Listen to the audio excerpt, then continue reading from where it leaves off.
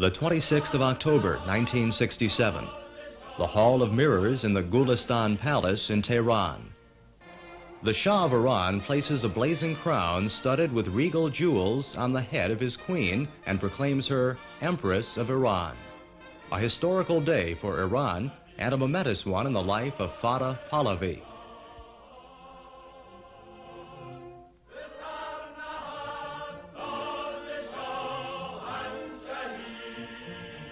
In the 2,500-year history of Iran, Fateh Pahlavi is the first woman to be so singularly honored.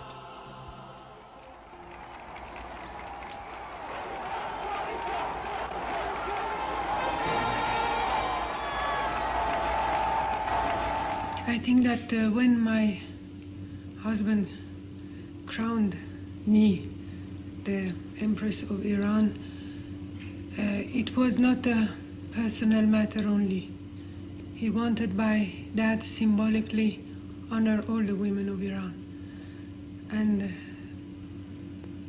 for that reason I was very proud and happy, not only for myself, but as a symbol, as the representative of women of our country, which for years have been put aside of any participation in the life of the country.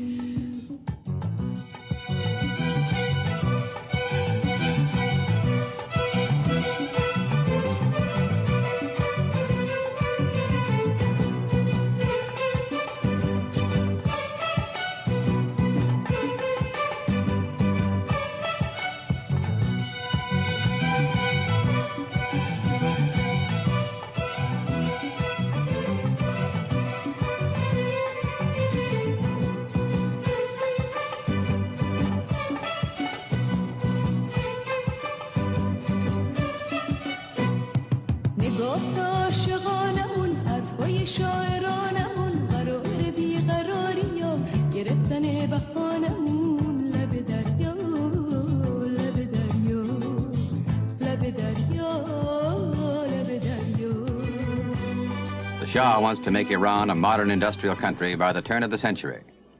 He has only one way to raise the money: get a high price for oil. It's true that when we started to defend our interests, the price of commodities also rocketed up by several 100%. But this cannot continue. If you increase, we increase. If we increase, you increase. We have got to find some solution for this. People in Britain, some of them cold, some of them quite poor, will be asking themselves what it is that you and certainly some of your Arab counterparts, sheikhs and rulers and governments, have against them.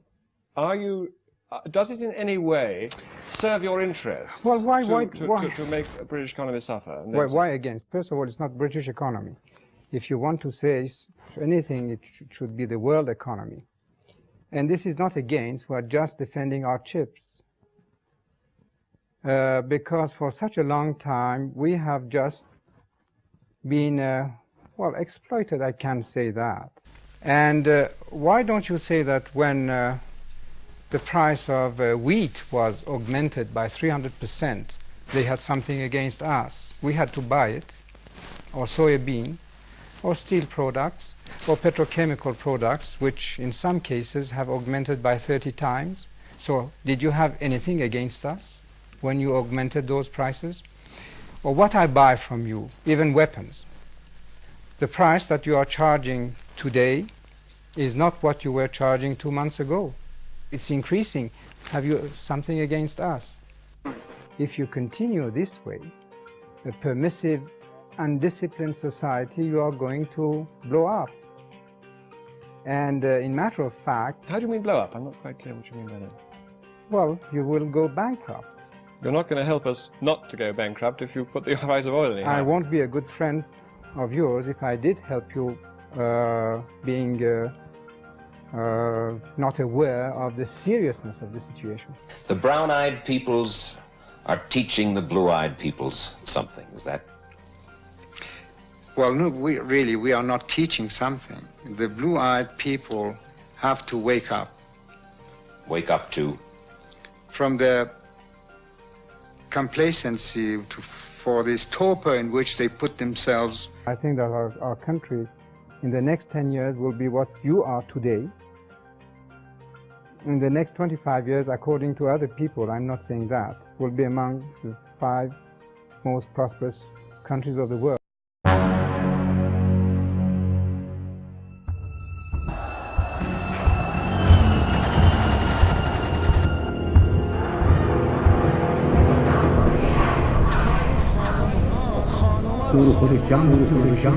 مراد و رهبر مسئله خیلی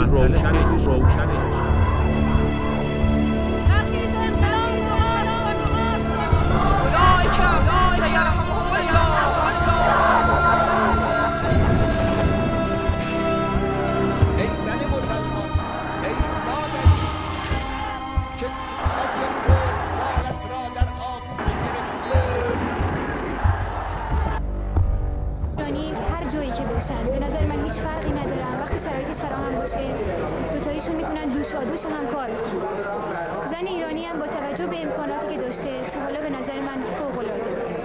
من امیدوارم که از این به بعد مسئولین نقش زنان رو نادیده نگیرن و تا حد ممکن از استعدادهای اونا، از توانایی‌های اونا، همچنان که از استعدادها و توانایی‌های مردان استفاده میکنن استفاده بکنن و بذارن که این مملکت رو ایرانی‌ها، زنان و مردان ایرانی دوش به جلو ببرن.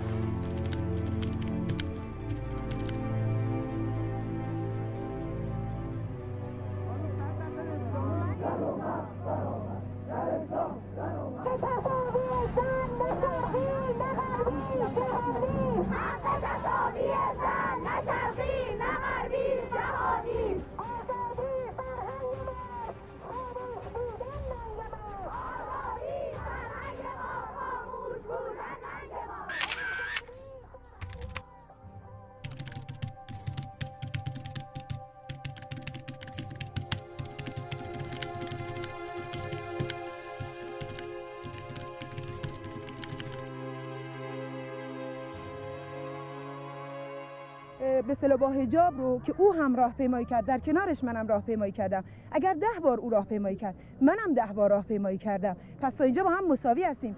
چرا الان باید منو از او جدا کنم؟ شاهد تظاهرات و راهپیمایی بود. گروهی از زنان و مردانی که در دانشگاه تهران اجتماع کرده بودند در این تظاهرات وجود داشت. گروهایی که موافق حجاب بودند و گروه‌های مخالف حجاب و همچنین کسانی که طرفدار آزادی زن هستند. فریاد میزنن که ما اختناق است، آزادی نیست. چه شد از که آزادی نیست؟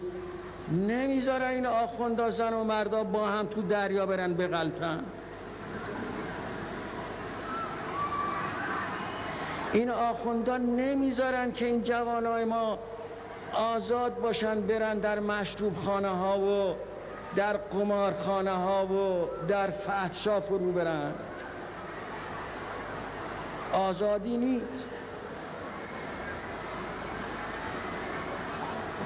اینا نمیذارن که رادیو تلویزیون ما زنای لخت نشان بده و اون وجه فقیر را، وضیح را، قبیح را و بچه ها و جوان های ما را مشغول کنند.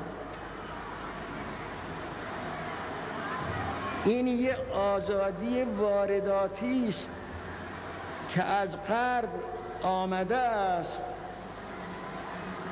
آزادی استعماری است، یعنی ممالک مستعمره را دیخته کردند به اون آیی که خائن به مملکت هستند، به این که ترویج این آزادی ها را بکنیم. Thousands of women across Iran came together to celebrate International Women's Day in 1979. Is empty. Revolution is meaningless without women's freedom. We do not want hijab. March 8, 1979, women around Tehran were discussing the new events of imposition of hijab ordered by Ayatollah Khomeini. A woman said, demonstration against hijab is an opportunity for women to be in solidarity with each other. Hijab is people's issue. It is unbelievable. Always men defend hijab. We want to fight back. We have to speak up right now for our rights. Otherwise, when they write the constitutional laws, it will be too late. First they impose the hijab, and then other discriminations will come. They'll impose restrictions on marriage and divorce, and finally will force us to stay at home. که اگر یک روسری به سرشون بیاندازن اینا از حیثیتشون کم خواهد شد و از جهت شخصیتشون خواسته خواهد شد، نه بلکه از این جهت قطع نظر از مسلمان بودن حافظ سنت شرعی هستند.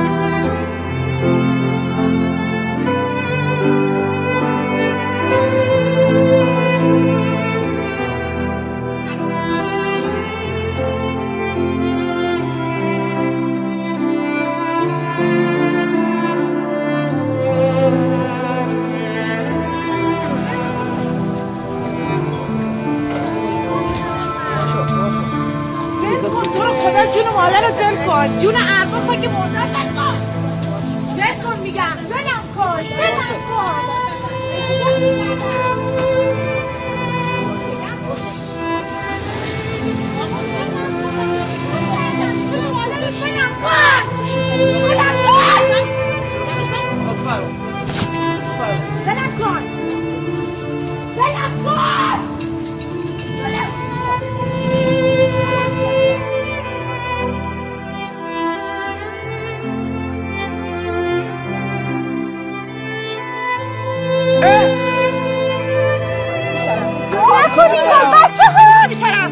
تو غلط میکنی؟ خود نکن اتباج اتباج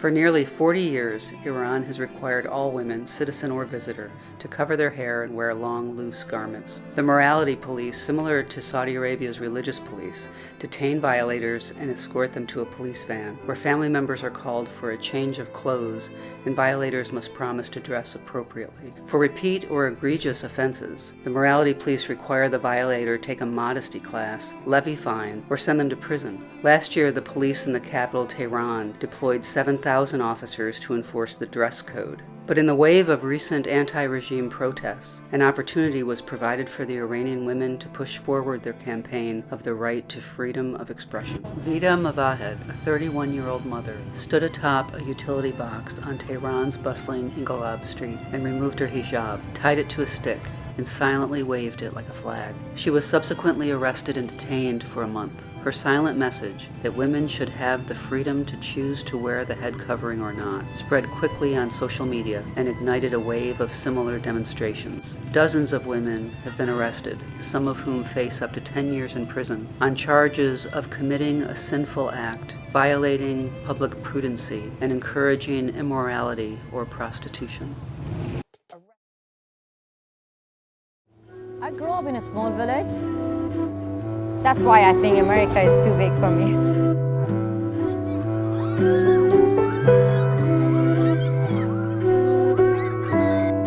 As a kid, my brother was an example of freedom, was a symbol of freedom that I didn't have it. That how he was free to run in a green, lovely farm without headscarf. How he was free to ride a bicycle in a nice village. My village is the best. I started to publish this one, me and me. So that's why people started to send their picture. Then I asked women to share their experiences, which they did.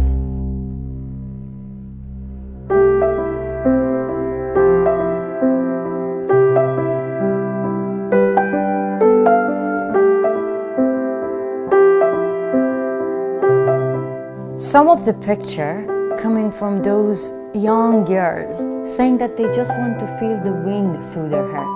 It's a simple demand like this. It's forbidden. To be like this is forbidden in Iran. From the age of 7, Masih Alinejad wore the hijab even within her family home, according to the wishes of her traditional family. But she says she always felt the discomfort. She started to remove it in private when her father was not around. 5 years ago, she posted a photo of herself without hijab whilst driving in Lebanon.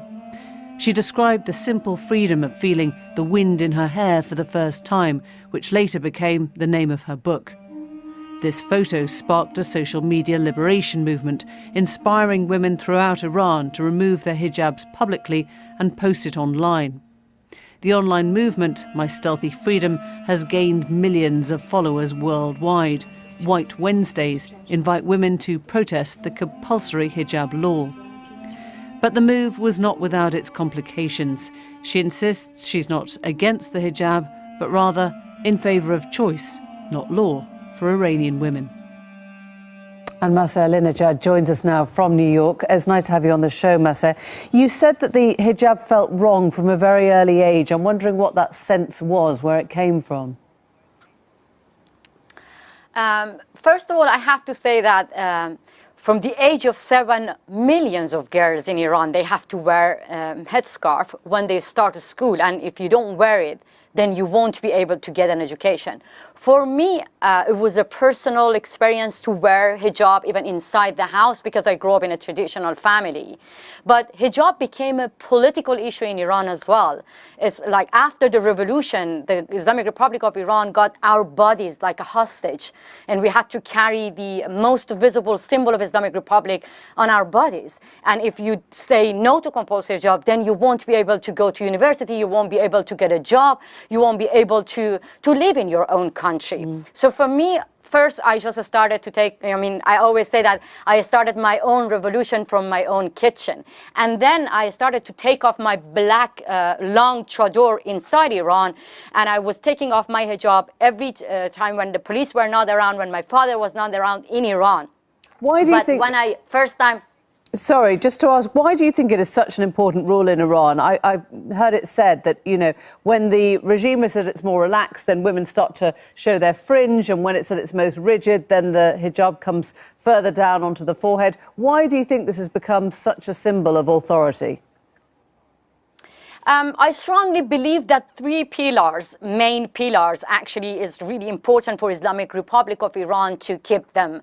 One is death to America, the other one is death to Israel, and third is hijab.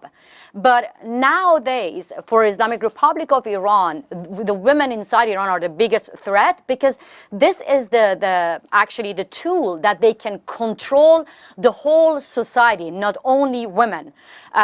Compulsory hijab is just the wall, the first step. And beyond that, there are more discriminatory laws. When you're unveiled, then you cannot have a mixed party with men. You can get lashes. You can get arrested. You cannot, you know, get, as I told you, get a job because you're unveiled. So for the government of Iran, this is even more than, you know, it's a biggest threat than the American is right as well. Because if you are unveiled, then you have to be in prison. You have to, you know, be kicked out from the country. You have been outspoken. You've been vocal. You've posted photos, and you've started your own revolution, the White Wednesdays, as we heard. What creates a tipping point now?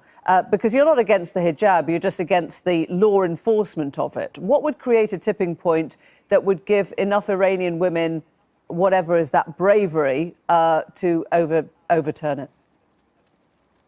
You know, as I told you, this is actually the government trying to make, you know, men against women, using men to oppress women. So nowadays, through these campaigns and social media, women found their agency, found themselves powerful.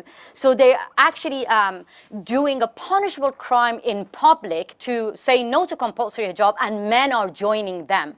And as I told you, in my campaign, women got arrested just because of protesting against compulsory hijab laws. And 29 women got arrested by the Islamic Republic of Iran. And after that, when they got released on bail, those brave women went inside the court and took off their headscarf, and they said that we are not going to keep silent even when you're threatening me. You don't think you're fighting against something that women actually choose to do as a powerful and important part of their own Iranian culture? Let me make it clear for you. My mom wears hijab. My sister wears hijab. In fact, all the female in my family, they wear hijab. So when so many, you know, time when I go to media, I get often this question that, are you against Islam? Are you against hijab? But I have to say that this is Islamic laws, which is against me and millions of Iranian women inside Iran. Sharia laws, actually. You know, I, as a woman, according to Islamic law, I am not allowed to sing solo. I'm not allowed to show my hair. I'm not allowed to dance. I'm not allowed to be a judge. I'm not allowed to get a custody of my child. I'm not allowed to get permission, without getting permission from my father or my husband, to travel abroad. So this is so clear that we are not against those women who choose to wear hijab, but all the Islamic laws are against me and millions of Iranian women. And some people in the West might say that, you know, by talking about compulsory hijab, you're causing Islamophobia. But these are the discriminatory laws causing Islamophobia. That is why our goal in our campaign is now to invite all the Western feminists, especially female politicians, to you know, challenge compulsory hijab laws when they go inside Iran. Mahsa, great to talk to you. Thank you very much indeed. They wear hijab. This is not a black and white issue. All family in Iran is not like my family. There are so many families who do not believe in compulsory hijab. Iran is for all Iranians. You cannot just hide one side of Iran and show the other side of Iran and saying that this is Iran. This is a lie. Iran is me and my mother. My mother wants to wear a scarf. I don't want to wear a scarf. Iran should be for both of us.